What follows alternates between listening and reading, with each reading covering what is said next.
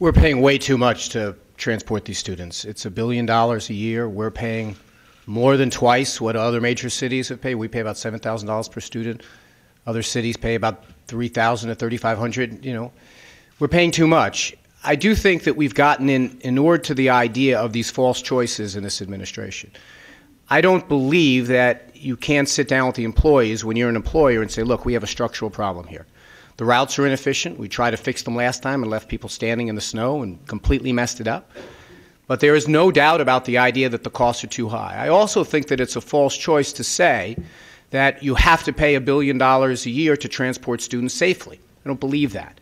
Now, I hope that the conversation moves off of this notion, are you for the union or not? Are you for EPP or not?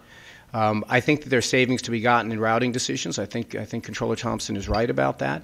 But I also think that the overall dynamic has to change a little bit.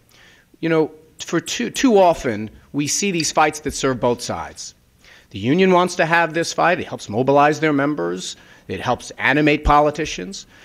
Too often, I think the mayor wants to have these fights because it looks good in the editorial pages. I'm taking on the unions. I'm a tough guy. And what winds up happening is that the students, these young students, very often with developmental disabilities, they're caught in the crossfire here.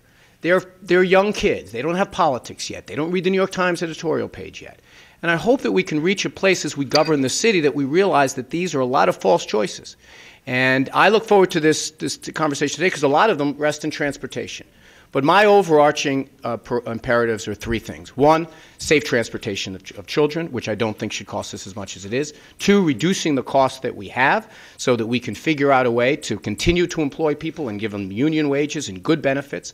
And third, the idea that we always have to lean into reform. Just because we've done something for 30 years or 20 years or because a contract's been in place this way since the day of the flood doesn't mean it should continue that way in a Wiener administration.